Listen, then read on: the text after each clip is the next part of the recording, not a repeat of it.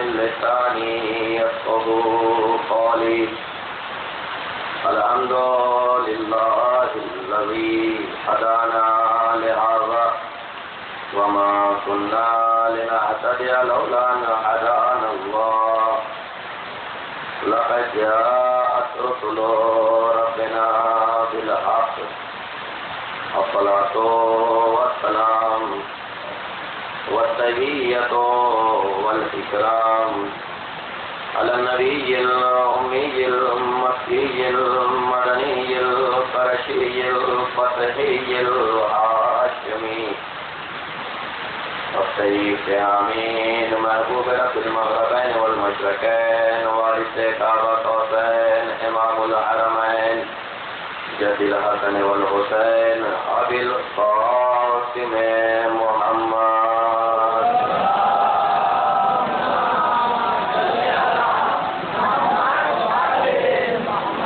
وعلى الطيبين الطاهرين المعصومين المظلومين المنتجبين المنتخبين الذين أوضى الله عنهم الرجس وطهرهم تطهيرا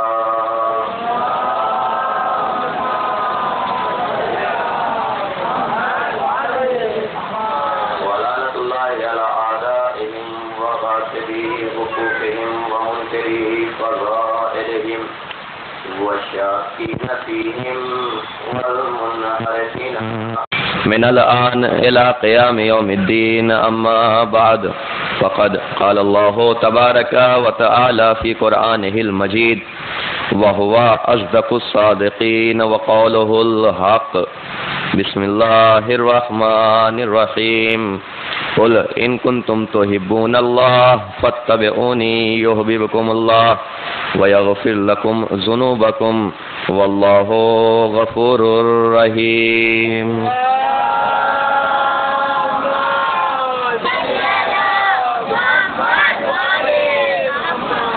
ایک بلند ترین صلوات مل جل کر خاندان عصمت و طہارت پر.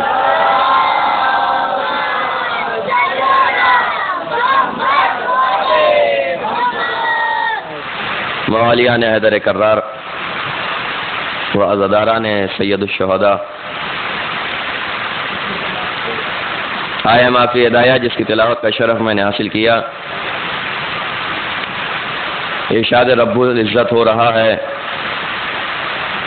کہ اے رسول، اے میرے حبیب، ان لوگوں سے کہ جو میری محبت کے دعوے دار ہیں ان سے آپ کہہ دیجئے کہ اگر وہ اپنی محبت میں سچے ہیں تو تمہاری اتباع و پیروی کریں. یقیناً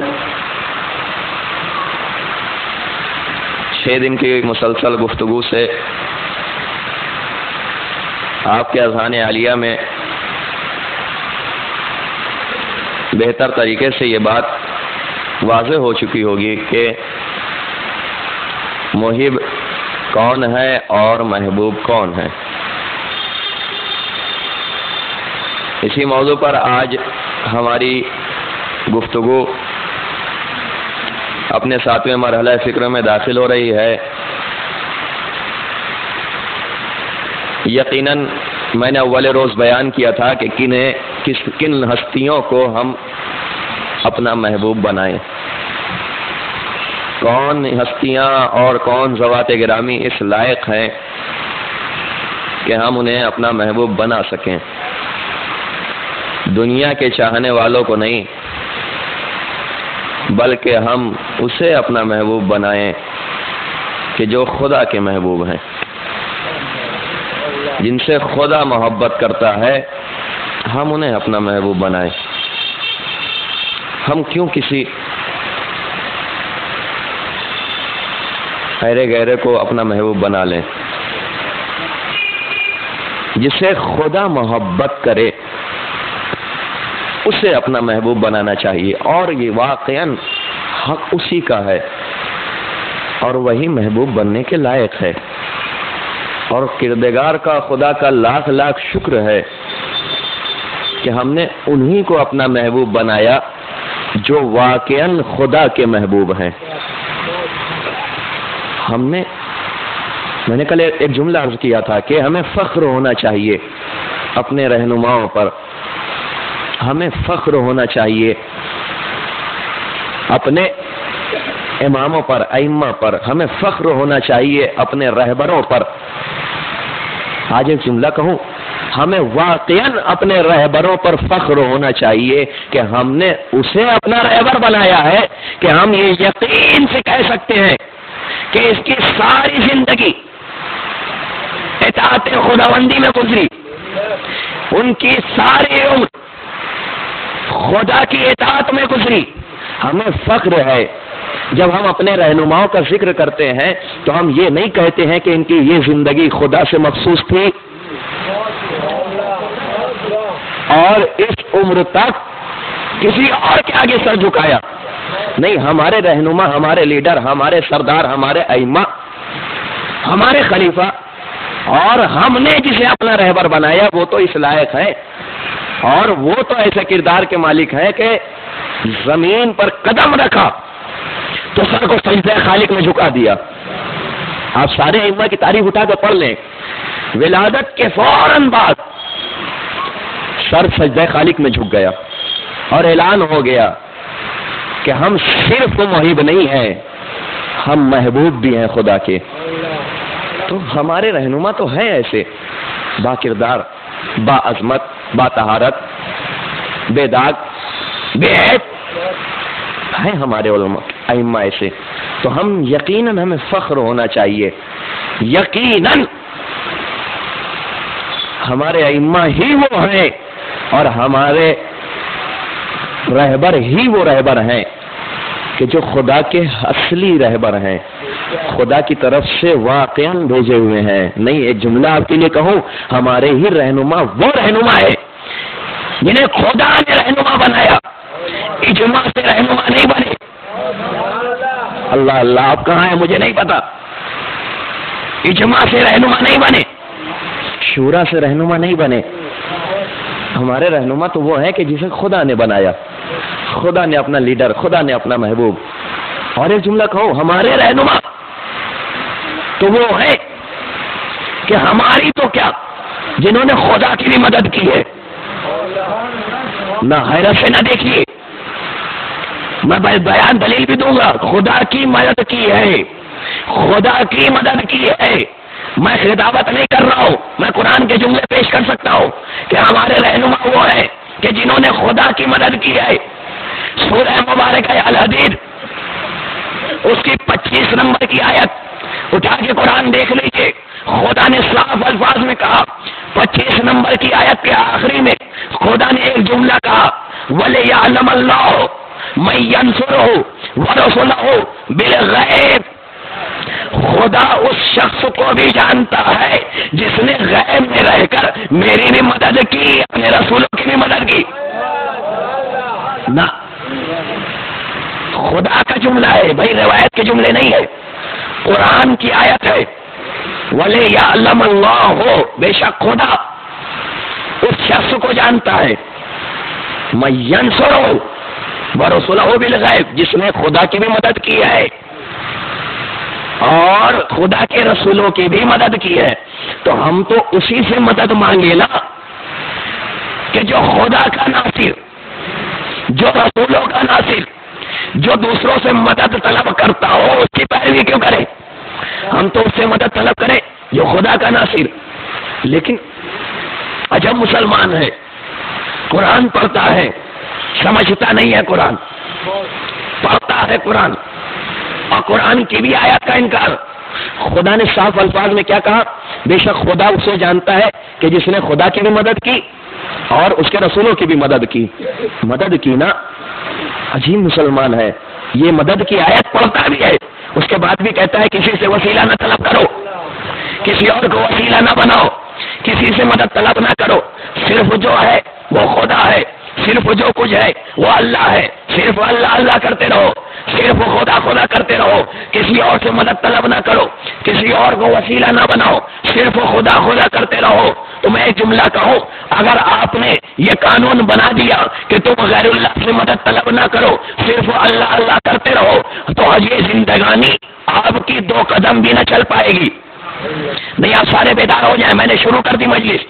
یہ زندگانی اگر آپ نے یہ قانون بنا دیا کہ صرف اللہ اللہ کرو، صرف خدا سے مدد طلب کرو، کسی غیر کو وسیلہ نہ بناؤ، تو آپ کی زندگی 2 قدم میں چل پائے گی۔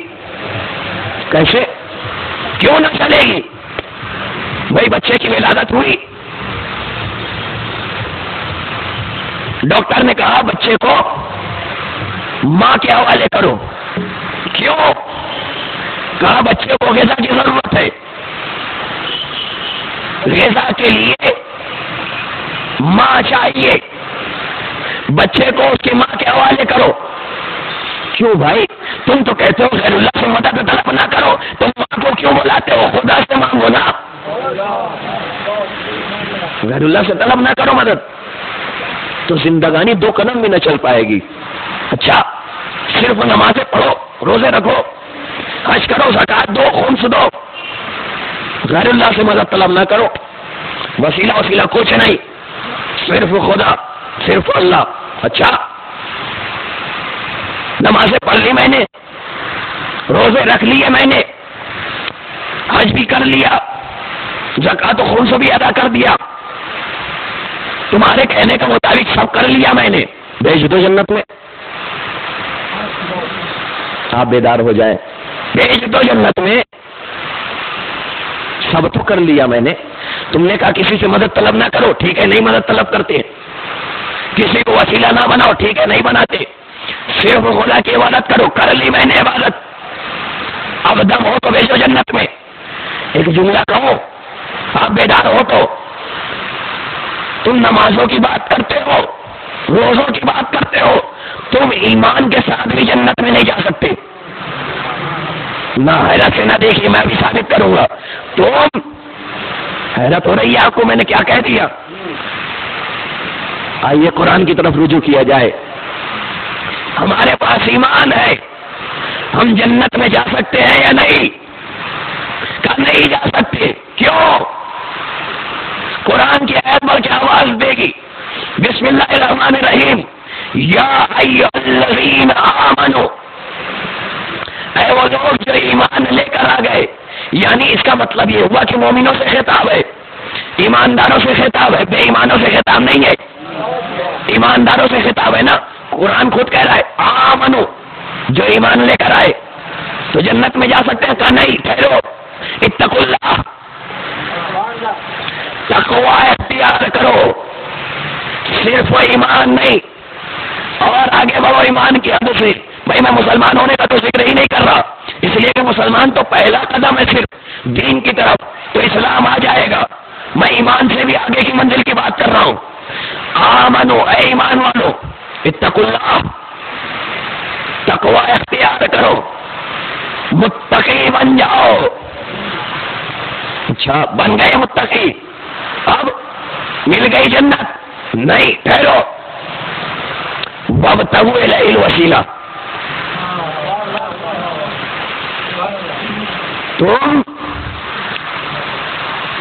ایمان لے کر آ گئے، ہاں محمود تقوی ہے، جاؤ جنت میں؟ نہیں، وابتغوا الیہ الوسیلہ، تم وسیلہ تلاش کرو، اور بغیر وسیلے کے تم ابھی بڑھنا نہیں جنت کی طرف، وسیلہ تلاش کرو، وسیلہ ڈھونڈو۔ کیا ہے یہ وسیلہ؟ قسم خدا کی اہل بیت کے در سے اگر ہم متمسک نہ ہو، ہمیں نہیں سمجھ سکتا کیا ہے وسیلہ۔ خود معصوم نے فرمایا کہ قرآن کی آیات، بعض آیات کی تفسیر کرتی ہیں۔ معصوم نے فرمایا کیا؟ قرآن کی بعض آیات وہ ہیں جو بعض آیات کی تفسیر کرتی ہیں۔ اچھا، ڈھونڈو قرآن میں۔ قرآن میں کہا گیا ایمانداروں تقوی اختیار کرو، اور جب متقی بن جاؤ تو وسیلہ ڈھونڈو۔ کیسے ڈھونڈے وسیلہ؟ کہاں بٹ گئے ہم؟ کہاں در در کی ٹھوکریں کھائیں. اے قرآن بتا دے ہمیں کہ یہ وسیلہ ہے کیا. کہاں پڑھو آیت سورہ توبہ اس کی 119 نمبر کی آیت. یہی آیت اس کی تفسیر بیان کی گئی. کیسے کہا گیا بسم اللہ الرحمن الرحیم یا ایھا الذین آمنو. وہاں بھی آمنو یہاں بھی آمنو. وہاں کیا تھا اتقوا اللہ, یہاں بھی ہے اتقوا اللہ. اچھا پھر وہاں کیا تھا وابتغوا الیہ الوسیلہ, تم وسیلہ تلاش کرو. لیکن یہاں پہ آیت نے تفسیر کر دی یہ وسیلہ ہے کیا. کہا یا ایھا الذین آمنوا اتقوا اللہ وکونوا مع الصادقین. اللہ جانے آپ کہاں ہے وَكُونُوا مَعَ الصَّادِقِينَ. سمجھ میں آیا وسیلہ کسے کہتے ہیں. وسیلہ تلاش کرنا کیا ہے. کہا سچوں کے ساتھ ہو جاؤ, سچوں کے ساتھ ہو جاؤ. کہا سچے کہاں ملیں گے. کہا تاریخ اٹھا کے پڑھ لو. جب جھوٹوں نے قرآن کا انکار کر دیا, خدا کا انکار کر دیا. اللہ میں کہاں جا رہا ہوں, میں جب قرآن کا انکار کر دیا, خدا کا انکار کر دیا, تو تاریخ اٹھا کے ڈھونڈ لو, 5 کے علاوہ کوئی سچا نہ ملے گا. چلو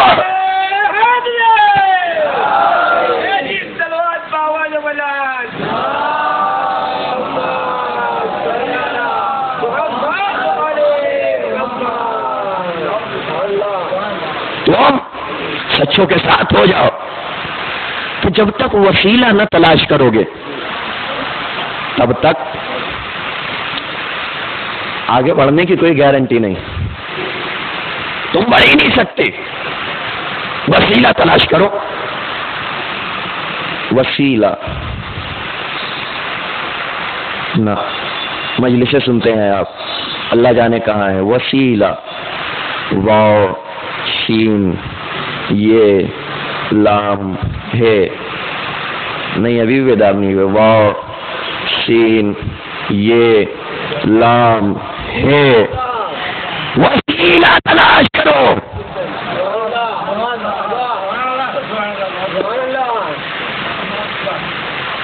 تم وسیلہ تلاش کرو. اچھا یہ جو کافر بتوں کی پرستش کر رہے ہیں, رسول کے زمانے میں بھی کرتے تھے. آئیے ان سے پوچھا جائے کہ یہ جو تم بتوں کی پرستش کر رہے ہو یہ کیا ہے. میں بہت عجیب مرحلے پر ہوں. یہ جو بتوں کی پرستش کر رہے تھے رسول کے دور میں اور آج بھی کرتے ہیں, آئیے ان سے پوچھا جائے کیا ہے یہ بتوں کی جو تم پوجا کرتے ہو کیا ہے. رسول کے دور میں بھی تھے نا یہ. بھائی غوروں کی بات کیا کرتے ہو, بزموں میں بیٹھنے والے بھی تھے. رسول نے پوچھا, متوجہ ہے نا, رسول نے پوچھا کیا ہے یہ, کیا کر رہے ہو یہ. ان کا جواب آیا اور قرآن نے اس جواب کو اپنے دامن میں لے لیا. کچھ تو تھا جواب میں جو قرآن نے اپنے دامن میں جگہ دی. کیا انہوں نے جواب دیا ما نعبدهم الا لیقربونا الی اللہ زلفا. ما نعبدهم, ہم ان کی پرستش نہیں کرتے مگر کیوں کرتے ہیں. کہاں ان خدا مان کر, کہا نہیں خدا نہیں مانتے. بھائی قرآن کے جملے ہیں, میری خطابت نہیں ہے. خدا نہیں مانتے. رب مانتے ہو اپنا نہیں, اپنا خالق مانتے ہو نہیں, پروردگار مانتے ہو نہیں. ما نعبدهم الا لیقربونا الی اللہ زلفا. ہم ان کی پرستش یہ سوچ کر نہیں کرتے کہ یہ ہمارے خدا ہے, بلکہ ہم انہیں خدا تک جانے کا وسیلہ سمجھتے ہیں. الا لیقربونا الی اللہ زلفا, ہم اسے خدا تک جانے کا. اب آپ کو اور حیرت ہوگی, میں ابھی تک یہ کہہ رہا ہوں کہ کون جنت میں جائے گا؟ کہا جس کے پاس وسیلہ ہوگا۔ کون جنت میں جائے گا؟ جس کے پاس وسیلہ ہوگا۔ تو وسیلہ تو ہے ان کے پاس، انہوں نے خود کہا نا کہ یہ جو پت ہے یہ وسیلہ ہے، یہ وسیلہ ہے تو بھیج دو پھر انہیں جنت میں۔ نہیں، کہا زور سے آیتیں پڑھو اور پھر مطلب نکالو۔ صرف سرسری طور پہ پڑھ دینے سے اصل مطلب تک نہیں پہنچ پاؤ گے۔ یقیناً جب قرآن نے کہہ دیا کہ یہ لوگ بتوں کو خدا مان کر پرستش نہیں کرتے بلکہ وسیلہ مانتے ہیں، تو سب پھر یہ لوگ جنت میں چلے جائیں؟ کہا نہیں، یہ جنت میں نہیں جائیں گے۔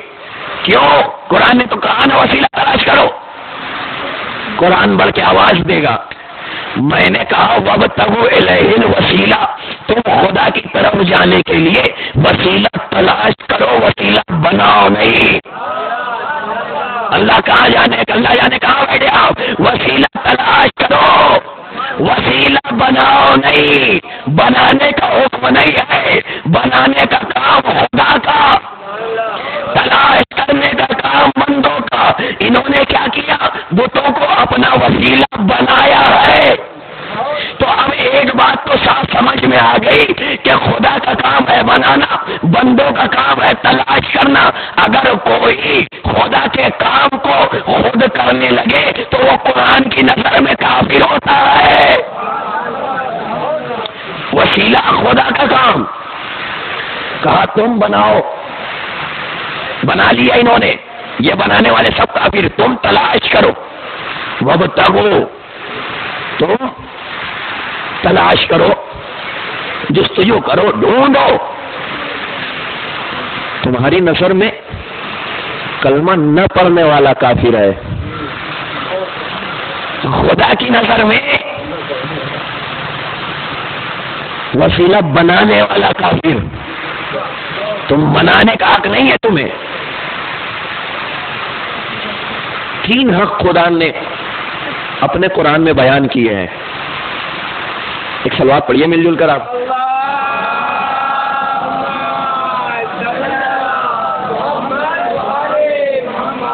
قرآن میں خدا وند عالم نے اپنے تین حق بتائے ہیں۔ ایک یہ وسیلہ تم تلاش کرو، اس کا کیا مطلب ہوا؟ وسیلہ بنا دیا گیا ہے، خدا نے بنایا ہے، تمہیں صرف تلاش کرنا ہے۔ یہ کیا ہے؟ یہ خدا کا حق ہے، وسیلہ۔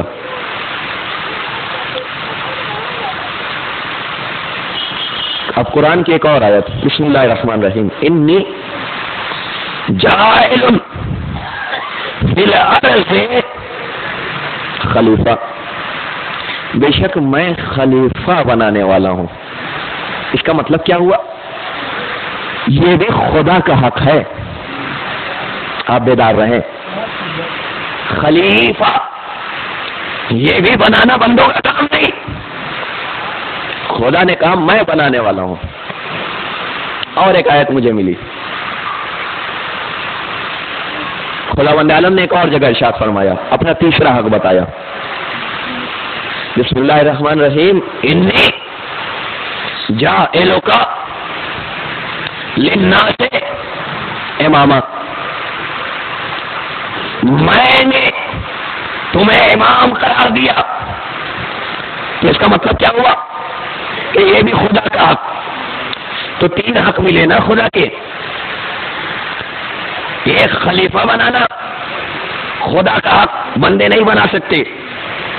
امام بنانا، بندے نہیں بنا سکتے، خدا بنائے گا۔ وسیلہ یہ بھی بندے نہیں بنا سکتے، یہ تینوں حق ہے خدا کے۔ وسیلہ، امام، خلیفہ، یہ تینوں حق ہے خدا کے۔ بھائی میں نے جملہ نہیں کہا، یہ خود قرآن نے بتایا کہ یہ تینوں حق تمہارے نہیں ہے، تمہیں صرف ڈھونڈنا ہے، تمہیں صرف تلاش کرنا ہے۔ یہ تینوں حق ہے خدا کے، خدا خود بنائے گا۔ اچھا، ان لوگوں نے کیا کیا تھا؟ یہ بت بنا لیے تھے نا، اپنا وسیلہ بنایا تھا یہ بتوں کو، تو یہ کیا ہو گئے؟ کہا کافر ہیں سب کے سب، سب کافر۔ تین حق میں نے بتائے خدا کے، قرآن نے انہیں کافر کہا ہے، انہوں نے خدا کا کتنا حق مارا، کس حق میں خیانت کی؟ آپ متوجہ رہے میری طرف، میں گزارش کر رہا ہوں، کس حق میں خیانت کی؟ کہا وسیلے والے حق میں۔ انہوں نے وسیلہ خود بنا لیا تو ہو گئے کافر۔ نہیں، آپ پوری طریقے سے بیدار نہیں ہے شاید۔ یہ تین حق ہے خدا کے۔ کافر کسے قرآن نے کہا جنہوں نے ایک حق غصب کیا، جنہوں نے ایک حق میں خیانت کی وہ ہوتا ہے کافر۔ جنہوں نے خدا کے ایک حق میں خیانت کی، جنہوں نے خدا کے ایک حق کو اپنی طرف بنا لیا، اپنی طرف سے بنایا، وہ ہو گیا کافر۔ تو آپ سب پہ قرآن رکھو اور پھر میرے ساتھ انصاف کرو، تین حق میں سے اگر کوئی ایک غصب کر لے تو وہ کافر ہو جاتا ہے۔ تو جو بقیہ دونوں غصب، امام بھی خود بنائے، خلیفہ بھی خود بنائے، وسیلہ بھی خود بنائے، بلند ترین صلوات پڑھے مل جو تر۔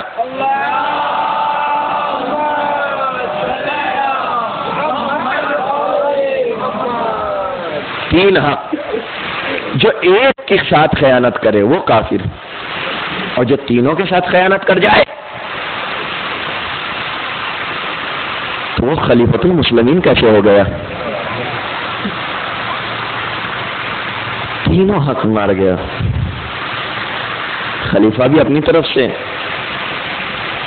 امام بھی اپنی طرف سے، وسیلے کا تو صاف انکار ہے ہی نہیں کچھ وسیلہ۔ جو کچھ ہے وہ بس خدا خدا، اور خدا خود کہہ رہا ہے کوئی کہ جس نے غور میں رہ کر میری بھی مدد کی ہے اور میرے رسولوں کی بھی مدد کی ہے؟ خدا خود کہہ رہا ہے، تم تلاش کرو، یہ لوگ اپنے سے بناتے ہیں۔ مجھے انصاف سے بتاؤ کون سا حکم مسلمانوں نے صحیح مانا؟ نہ خدا کے کلام کو قبول کیا، نہ رسول کی بات مانی۔ خدا نے کہا وسیلہ تلاش کرو، انہوں نے اپنے سے بنایا۔ خدا نے کہا خلیفہ میں بناؤں گا، انہوں نے خود بنایا۔ نہیں، خدا کا کلام مانا نہیں مانا، رسول کا بھی کلام نہیں مانا۔ رسول نے کہا قلم و دوات دو، نہیں دیا۔ کیا دیا انہوں نے اہل بیت کو؟ حق تو کوئی دے ہی نہیں سکتا، لیکن ظاہر میں جو اہل بیت نے مانگا ان میں سے کیا دیا انہوں نے؟ رسول نے قلم و دوات مانگا، انہوں نے نہیں دیا۔ مولا نے اپنی جانشی کا حق مانگا، انہوں نے نہیں دیا۔ فاطمہ الزہرا نے اپنی میراث مانگی، انہوں نے نہیں دی۔ حسن نے اپنے نانا کے جوار میں جگہ مانگی، انہوں نے نہیں دی۔ حسین نے اپنے ششماہے کے لیے پانی مانگا، انہوں نے نہیں دیا۔ خاندان عصمت و طہارت کی بیویوں نے اپنے لیے ربا مانگی، اللہ اکبر۔ آ گیا میں اس مرحلے پر۔ میرے عزیزو، کیا دیا انہوں نے؟ آج 7 محرم نمودار ہو گئی، صبح سے آپ جلوس اعزاء میں شریک تھے۔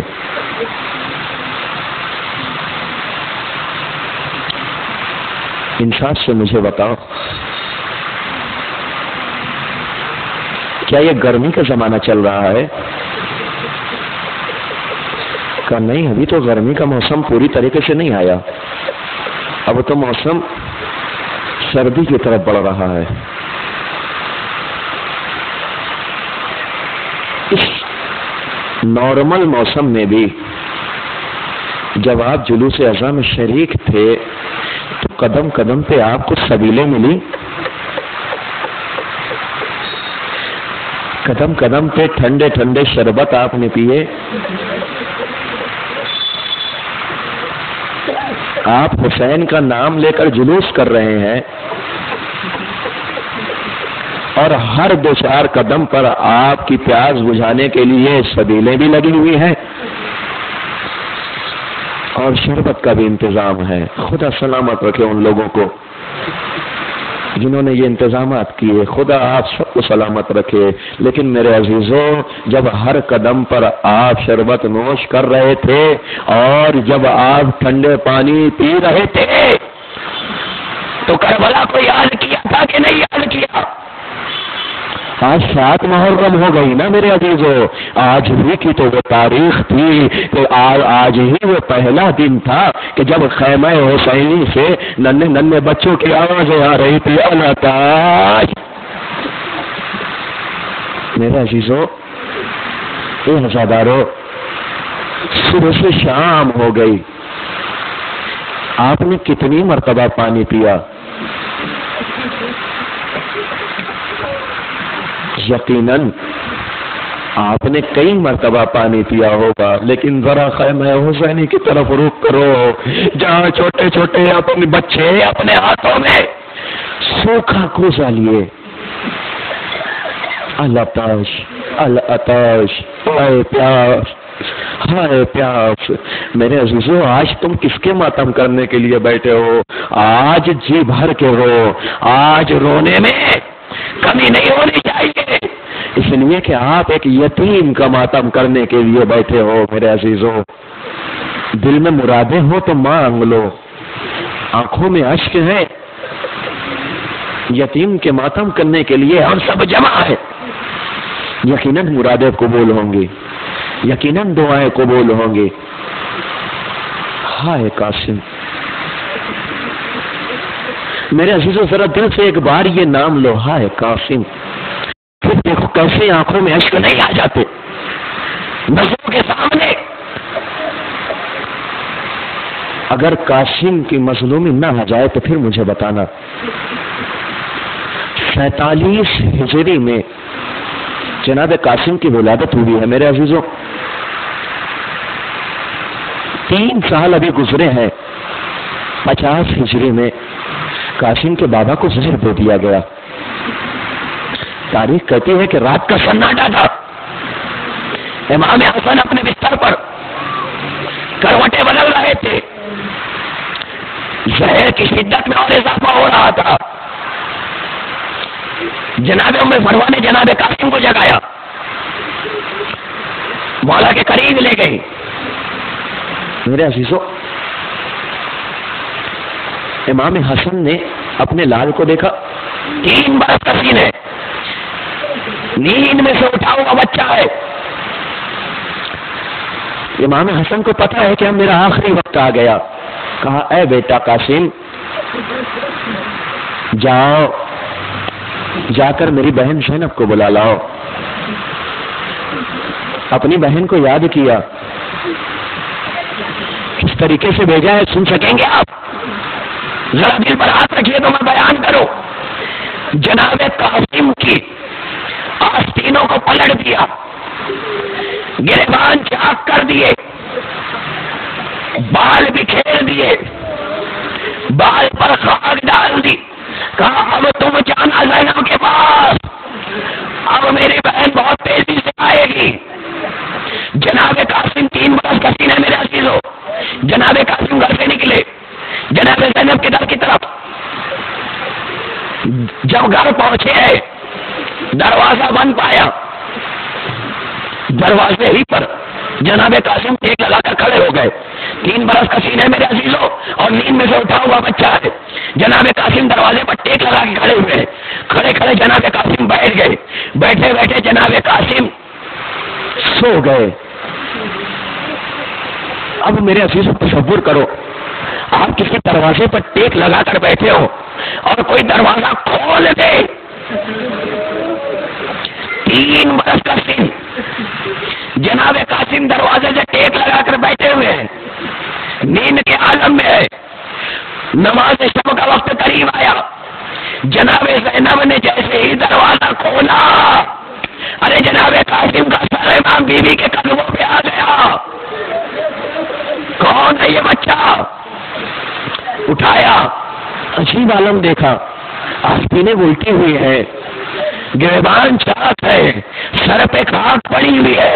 اے میرے لال کی تیری حالت کس نے بنائی؟ کہا میرے بابا نے آپ کو بلایا ہے، میرے یہ عالم میرے بابا نے کیا ہے۔ جناب زینب نے سر پہ ریتا رکھی، جلدی سے جناب اپنے بھائی کے گھر پہنچی، امام حسین بھی آ گئے، جناب کلثوم بھی آ گئی، بی بی زینب بھی آ گئی، جناب قاسم بھی، چاروں طرف سے یہ سب امام حسن کے قریب کھڑے ہوئے ہیں۔ ایک مرتبہ امام حسن نے ایک تشت منگایا، تو ایک احساس ہوا خدا کسی بہن کو وہ منظر نہ دکھائے جو زینب ام کلثوم نے دیکھا، خدا کسی بیٹے کو وہ منظر نہ دکھائے جو جناب قاسم نے 3 برس کی عمر میں دیکھا۔ تشت منگایا گیا، جیسے ہی کہے ہوئی کہے کے ساتھ مولا کے جگر کے بعد درد کھلے، اجرکم اللہ،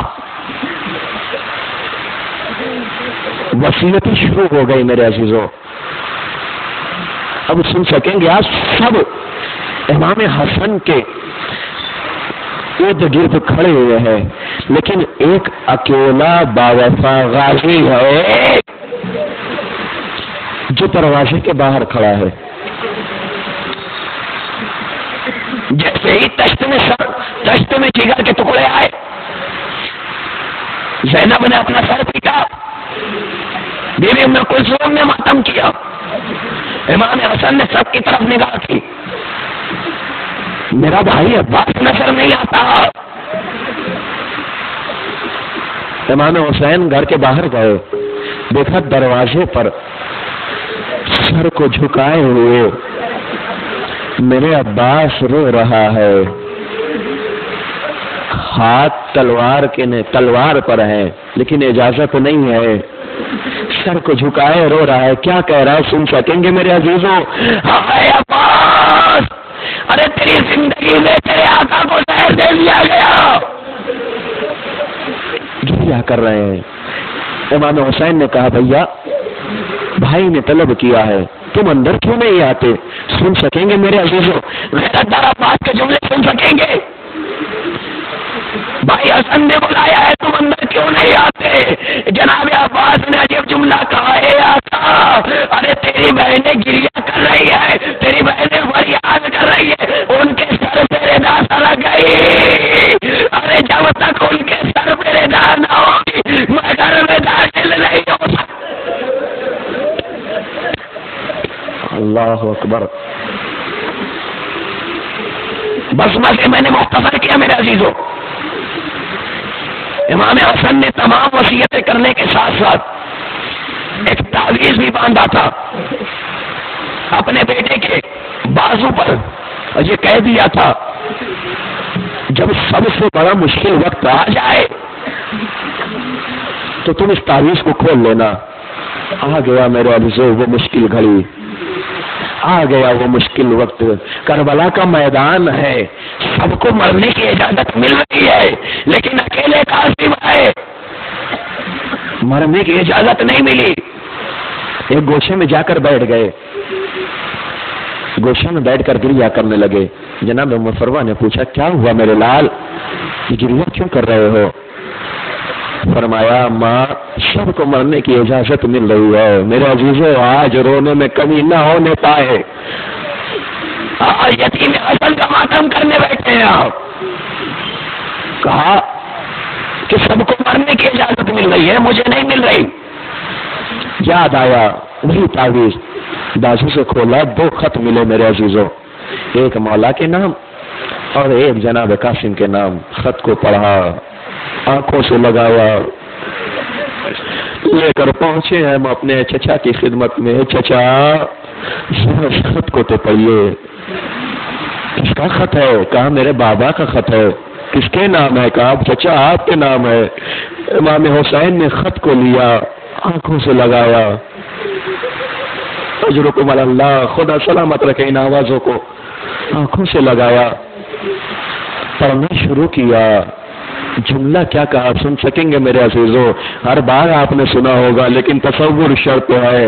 امام نے جملہ کیا کہا ہے؟ قاسم یہ خط لائے ہو، یہ اپنی موت کا پروانہ لے کر آئے ہو، اچھا جاؤ خدا حافظ.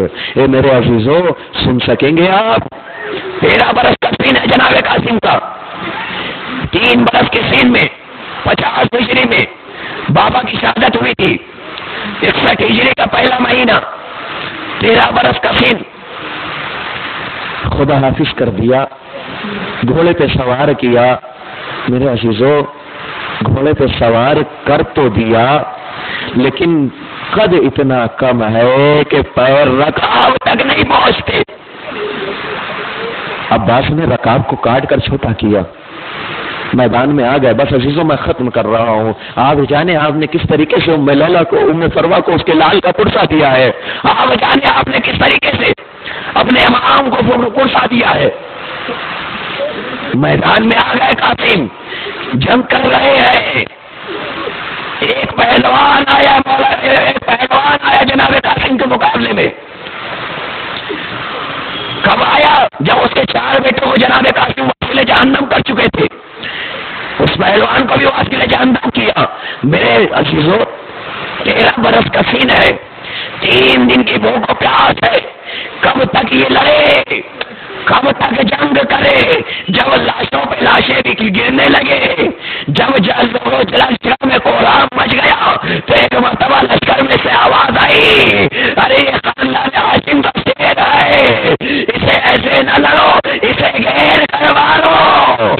میرے عزیزوں جب گھیرا گیا چاروں طرف سے، کسی نے تلوار ماری، کسی نے نیزہ مارا، کسی نے تیر مارا. گھوڑے پہ سنبھل نہ سکے، گھوڑے سے زمین پر آئے. گھوڑے سے زمین پر آ کر ایک فریاد کی، اے اماں اجرکم اللہ، میں گر گیا. جیسے ہی یہ فریاد سنی ہے زیارت نائیہ میں امام آخری امام فرماتے ہیں، اے ہمارا لاکھوں سلام ہو اس قاسم پر کہ جس کے جسم پر گھوڑوں کی ٹاپوں نے نشان بنایا. ہمارا لاکھوں سلام ہو اس قاسم پر جس کی زندگی میں اس کا جسم اخذف پامال ہو گیا. اے قاسم، ارے تم آواز دے رہے تھے اور ہم آواز پہ لبیک نہ کہہ سکے. امام حسین دوڑے. جیسے ہی امام حسین دوڑے، ایک طرف جناب علی اکبر، ایک طرف جناب عباس. فوجوں نے دیکھا کہ 3 شیر آ رہے ہیں. کوہرام برپا ہوا. ادھر کے گھوڑے ادھر کے گھوڑے ادھر. بیچ میں جس میں نازنی آواز دی مولا نے، اے میرے لال، ارے مجھے معاف کرنا، تم نے پکارا اور میں تیری آواز پہ لبیک نہ تھا.